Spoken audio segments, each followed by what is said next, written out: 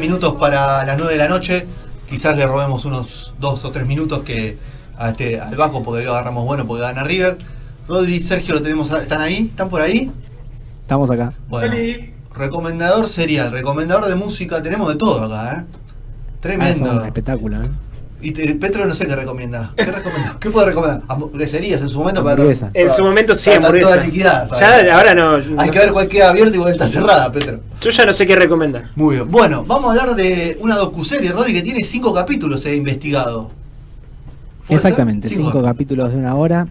El caso Gregory o Gregory, llámenlo como les parezca, lo van a encontrar como Gregory en Netflix, sí. Pero bueno, es precisamente eso, el caso del asesinato de un chico de 4 años que se llamaba Gregory. Muy bien. Gregory Vilmen. Bueno, vamos con los hechos policiales para más o menos ponernos en tema. El 16 de octubre de 1984 aparece el cadáver de Gregory, este niño de 4 años, maniatado en la orilla de un río, a unos kilómetros de la casa donde vivía junto a sus padres.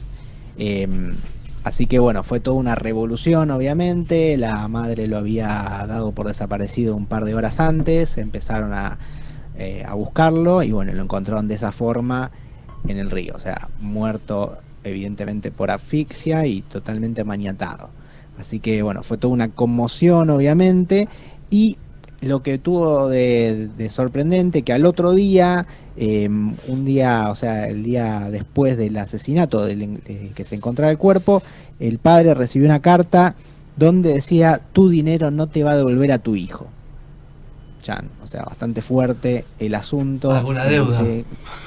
Sí, no queda muy claro, pero si algo nos pone en contexto la serie es en recrear de alguna forma o contarnos todos los hechos de una forma así muy expeditiva y muy precisa, porque nos cuenta que durante 3 años, o sea, los 3 años anteriores, toda la familia había recibido amenazas de una persona que se hacía llamar el Cuervo, amenazas telefónicas, amenazas también por carta o por correo, donde, bueno, contaba pormenores de cuestiones familiares, sembraba la discordia, decía que bueno, que se iban a vengar de Jean-Marie, que era el padre de Gregory, por algo que no se sabe muy bien qué era, que bueno, acusando a toda la familia y de diferentes cosas, ¿no? Pero más que nada sembrando alguna desconfianza entre ellos. Era como alguien que, podríamos decir, estaba metido en toda la interna familiar y sabía cosas, o sea, porque en sus cartas, en sus llamados, que llegaron a ser un montón por día, o sea, una persona que realmente estaba obsesionada, al menos una o no sé si varias, porque la verdad que para hacer semejante laburo, llamar a alguien 30 veces por día, mandarle cartas, capaz que eran, claro, demasiada logística, capaz que eran más personas. Entonces había como un antecedente, o sea, alguien no lo quería a esta pareja conformada por Jean-Marie y Christine Vilman, y bueno, obviamente tomaron venganza con asesinando a su hijo, así que realmente fue un caso estremecedor, como los que venimos hablando, ¿no? En estas columnas sobre docuseries de Netflix, casos emblemáticos, como fue en Inglaterra el caso de Madeleine McCann, o el crimen de las chicas de Alcácer en España. Bueno, aquí en el año 84, un caso emblemático en Francia, digamos. Así que es muy interesante cómo estos casos siempre de alguna forma podemos llegar a ver los mismos patrones, ¿no? Cómo la prensa, la justicia, la policía se mueven de formas similares más allá de las épocas y más allá de lo que consiste el caso. ¿Y volvemos. Netflix cómo lo muestra en este caso, Rodri? Al caso. ¿Sabes que te escucho muy bajo, Fede? Al caso, ¿cómo lo muestra? ¿Muestra de la investigación? ¿Muestra cómo los medios lo trataron? Porque Alcácer, Madeleine McCann, todo lo mostraba de diferentes maneras. O sea, separaba en lugares diferentes, digo. Mira, acá tenemos primero que nada testimonios directamente de los protagonistas. Sobre todo al principio son testimonios de los periodistas, uno principalmente de la revista Paris Match, que estuvo muy involucrado en el caso y bueno, tenía muchas grabaciones, había hecho mucho trabajo de campo, había grabado, sacado muchas fotos, entonces hay mucho material de archivo, material de archivo, testimonios de todos los protagonistas, ya sean los que están vivos en este momento, porque imagínense, pasaron más de 30 años, o sea, hay gente que ya no está, y mucho material fotográfico, mucho material televisivo, mucho material de audios grabados, y obviamente con especialistas en algunos casos sobre material que vale la pena analizar. Pero lo interesante es que no usa la voz en off, por ejemplo. No está contado no hay un relator diciéndote, sino que simplemente los protagonistas van usando, digamos, contando esta historia de a poco y reconstruyendo aquellos días de 1984, mejor dicho, a partir de octubre de 1984, porque obviamente esto fue el principio y después todo se fue alargando, ¿no? Así que bueno, al parecer había cierta envidia respecto a Jean-Marie y Christine, porque ellos habían progresado económicamente, tenían, digamos, no todos en la familia los querían, pero tampoco esto justificaba de alguna forma todo esto, ¿no? Esta supuesta venganza. Pero bueno, lo que tuvo el caso, más allá de esto que estamos diciendo, las amenazas del cuervo, esta cuestión macabra de cómo mataron a este chico, a Gregory, es que causó toda una fascinación colectiva de este horror, ¿no? Digamos, a todo Francia le causó como una impresión muy grande, era todo demasiado atractivo, por decirlo de una forma. Y dice que cuanto más horror y más, digamos, hay en el caso, digamos, más le gusta a la sociedad. Y el periodismo, obviamente, supo alimentarse todo eso, sobre todo la revista Paris Match, que hizo como un día a día del caso, con testimonios, fotos, metiéndose en la vida personal de cada uno de los protagonistas. Y cuando digo metiéndose, es metiéndose, onda, conviviendo con los protagonistas. Un periodista de Paris Match, que es uno de los que cuentan muchas cosas en el documental, prácticamente vivía días con los dos padres de Gregory. O sea, había toda una especie de séquito de periodistas que seguían a distintos personajes de la familia y a los policías, al juez de la causa, que dicho sea de paso fue el primer juez, fue impresentable, un tipo que quería ser famoso, que eludió un montón de pruebas, que dejó a la policía medio en ridículo porque la sacó del caso, por cosas que no quedan muy claras. O sea, digamos que cada uno, ya sea el periodismo, el juez, los abogados, hasta te diría las propias víctimas de este caso, hicieron todo lo posible para que este caso no se haya resuelto todavía. Todos tuvieron su aporte, todos hicieron algo para entorpecer la investigación, para, digamos, hacer algo que no debían en su momento y que hizo que al día de hoy el caso no esté resuelto, lo cual es tristísimo, porque uno cuando surgen este tipo de cosas dice, bueno, si hay una justicia, hay una investigación, debería, digamos, todo llegar a cierto curso y en todo caso si hay pruebas se seguirán, si no, pero bueno, pero ahí es increíble cómo los mismos protagonistas, en todo sentido hablo, ¿no? Los padres, las familiares, el periodismo, todos influenciaron de alguna u otra forma para que esto quede así irresoluto hasta el momento. Es realmente sorprendente. A mí de las cosas que más me sorprendieron del documental es esto, que todos hicieron su aporte para que esto no se resuelva. Algunos conscientes... Es un caso, Rodri, que contás que encima había como cuestiones previas, ¿no? O sea, había por dónde investigar. No era de como algunas veces pasan desapariciones de la nada que nadie sabe qué pudo haber pasado. No, tal cual. Eso acá es algo muy raro. Ir, ¿no? Claro. Exacto, eso es algo muy raro porque habían antecedentes de amenazas. Ya te digo, 3 años de amenazas, cartas, llamados. No entiendo por qué no se... o sea, el documental en ningún momento explica si eso realmente fue denunciado por la familia o no, porque realmente este cuervo los estaba volviendo locos. Claro. O sea, era una cosa terrible a todos.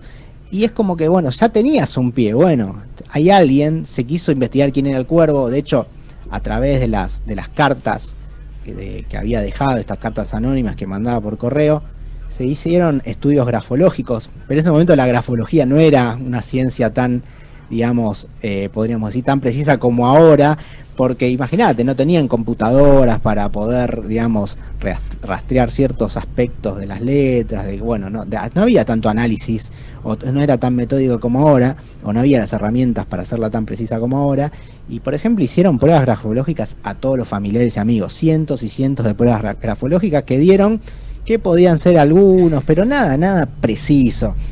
La cuestión es que, a pesar de todo esto, hubo un momento en que se acusó a alguien formalmente al principio de la casa, que fue a Bernard Laroche. El Gil de que era turno. el primo El perejil. de Jean-Marie y mejor amigo del hermano de Jean-Marie, o sea, del padre de Gregory.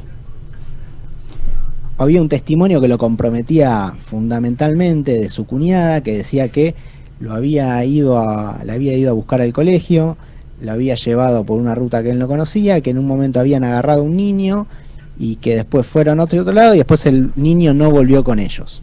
Era como bastante gráfico todo. Era como realmente, si eso no fue el secuestro del niño, ¿dónde está el secuestro? ¿Dónde está, no? Sí. Pero, ¿qué pasó? El juez habló de más sobre este testimonio, que lo había hecho una menor, digamos que tendría que haber sido un testigo protegido. Tuvo la mejor idea de contar un poco este testimonio a la prensa, y la familia apenas se enteró de esto, se dice que presionó a esta chica, que tenía unos 15 años en su momento, a que cambiara toda su declaración. ¿Por qué? No lo sabemos. Estamos hablando de la familia de Gregory. La unificada, la familia le perdió un hijo. La familia Gregory. Ah. O sea, no se entiende por qué. De hecho, en un momento, para andar un poco en eso de las sospechas, el padre de Gregory sospecha de que la madre de él, o sea, su propia madre, está escondiendo algo o está encubriendo algo del hermano. O sea, tú una cosa muy extraña que vos decís, ¿cómo puede ser que dentro de una familia haya estos clanes, estas cuestiones así tan complejas de encubrimiento? Y sobre todo, porque uno puede decir, qué sé yo, ponerle que haga algo malo, uno se puede encubrir a uno mismo, ¿no? Por miedo, por lo que sea, pero encubrir a otro que hizo algo malo es como, y de esta calaña es como bastante perverso, me parece, bastante grosero, o sea, como mínimo. Así que es impresionante realmente todos los tintes que fue agarrando este caso, donde gracias a este entorpecimiento de toda la investigación y que no haya culpables, hubo luego asesinatos, suicidios, un montón de situaciones que vos decís parecen de película. Podríamos decir que en este caso la realidad superó a la ficción de una forma tremenda. Se llegó al punto, como en casi todos estos casos, donde hay una resolución clara de, obviamente, acusar a la madre, porque era la última persona que lo había visto al niño. Bueno, obviamente al periodismo eso le encantaba, porque el morbo lo llevaba a un punto aún más alto. Realmente algunas cosas son tremendas, que no se pueden creer. De hecho, en cada término del capítulo hay una placa que dice que durante todos estos años se acusan sin fundamento un montón de personas, pero que hasta el momento no hay nadie encarcelado por este asesinato.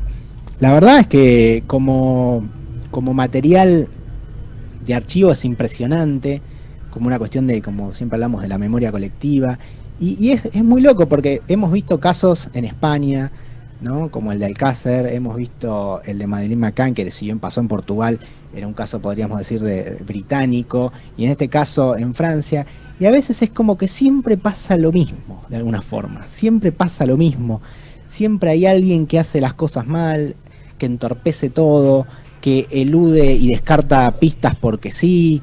Hay una cuestión de caprichos y ego personal que hace que todo se termine confundiendo y que de alguna forma el caso nunca se resuelva por estos pequeños detalles que sumados son realmente muy importantes. Es realmente muy muy loco y a veces mirándolo a la distancia causa un poco de miedo en algún punto, y por el otro lado decís, ¿qué haría uno en cada situación, no? ¿Qué haría cada uno en una situación de esas? En un momento hay un testimonio que dice, la gente vive las tragedias del otro como un espectáculo, y a veces los protagonistas terminan actuando en su propia tragedia y reciben el pago de quienes la comercializan, porque imagínense que en un momento, obviamente, las revistas, los programas de televisión le ofrecían plata a ellos, a los padres de Gregory, por fotos, por entrevistas. O sea, es como que de alguna forma todos se prestan a eso, por querer tratar de ganar la buena opinión, dicho sea de paso, de la opinión pública, porque a veces, como decíamos antes, está el juicio que a veces tarda años y años en llegar, y a veces está el juicio mediático que es en el día a día y hay que tratar de ganarlo en ese momento porque está influenciado por el periodismo, los abogados, y eso, quieras o no, termina influenciando a los jueces. Entonces es realmente muy complejo. O sea, este tipo de casos se juega en un montón de ámbitos, no solamente en el ámbito de la justicia. Y obviamente en estos tiempos modernos, si bien esto pasó en el 84, la prensa, la radio, la televisión, todo tiene que ver, y en esos espacios también se está jugando parte del caso. Y en este caso, en el caso de Gregori, fue fundamental porque podríamos directamente echarle la culpa de por qué no se resolvió aún este caso de la muerte y asesinato, mejor dicho, del pequeño Gregori. 4 años, 36 que pasaron y todavía sin bueno, capaz que pasa como lo que nos contó Juli, ¿no? Al principio. 96 años después. Sí, qué sé yo. Una reparación. 100 años. No, Lo que pero pasa que en esta clase de casos, cuando vos descartás pruebas, por ejemplo, o no hiciste en su momento una prueba de ADN, ya después no sirve. ya está. De hecho pasó que quisieron hacer pruebas de ADN de ciertas cosas, pero lo hicieron tantos años después que ya el ADN no servía, o que no estaba cuidado como debía. Entonces es como que hay cosas que se pueden resolver en el momento o no se resuelven. Y el tema es ese, que hay que actuar rápido y bien, que la urgencia no haga que hacer las cosas rápido y mal, ¿no? Entonces es un tema, ¿no? Si me preguntas a mí, luego de ver y analizar un montón de material, vi varios archivos de YouTube, varias cosas, para mí está clarísimo que el primo, Bernard Laroche, Me gusta Rodri investiga. que está implicado. Tiene algo que ver. No sigue en matarlo, pero capaz que sí en entregarlo, en haberlo entregado. Evidentemente algo escondía y por algo el testimonio de su cuñada en un momento lo implicó y luego se desdijo. Pero está más que claro. O sea, el tema es por qué no siguieron con esa pista. Lo van a averiguar en un punto por qué no se pudo seguir tanto con esa pista, porque obviamente Bernard Laroche tiene un final inesperado en algún punto. Así que... Pero es muy loco como que a veces las cosas están tan claras y simplemente porque un juez decidió que esto sí, que esto no, que esto o hace algo así rápido con la urgencia y lo hace mal, entonces quedan las pruebas no sirven, los testimonios no sirven porque no fueron hechos con ciertas, con cierta metodología y te cagan todo un caso cuando las cosas están un poco más que claras.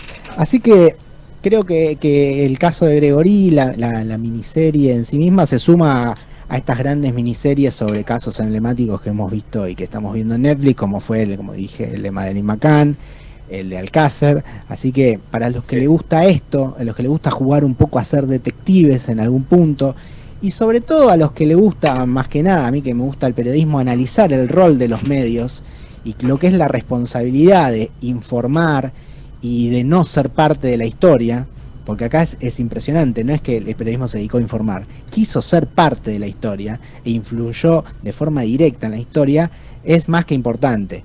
Es como, no sé, en las escuelas de periodismo tendrían que mostrar en algún punto esto para decir, esto no va, esto no se debe hacer, o sea, hay un límite, no puede ser un periodista tanto protagonista como un padre, como una víctima o como un juez.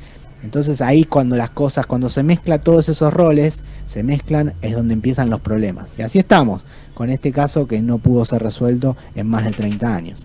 Venís muy crudo, Rodri. Para mí, Fede, la próxima que mete una comedia. Claro, algo, pero aparte te tiró una reflexión final y fue muy duro y me parece perfecto. Me parece muy bien. Sí. Bueno, gracias a todos. Hemos llegado al final de una nueva misión. Gracias a Rodri, gracias a Sergio, gracias a Juli que hizo la parabólica humana hoy para charlar con nosotros. Gracias a Marco que debutó. Semana que viene ya tenemos el programa armado. Tremendo. Así que nada, en la semana nos escuchan, chumean redes, todas las plataformas, estamos por todos lados, así que se enteran un poco más de lo que es No Sonoras y revisan un poco las secciones que acaso se hayan perdido. Gracias Vasco por la magia. No arrancó Boca, así que nos vamos a ver a Boca un ratito. Buena semana para todos.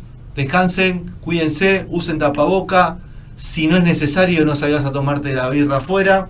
Si es necesario, una sola y volvete a tu casa, porque después de la segunda, viste, ya perdés noción de todo, viste, del espacio, Sí, empezás sí, a sí. abrazar. Entonces, si no es necesario, cuídense, que el bichito está más picante que nunca. Buena semana para todos. Chau, chau.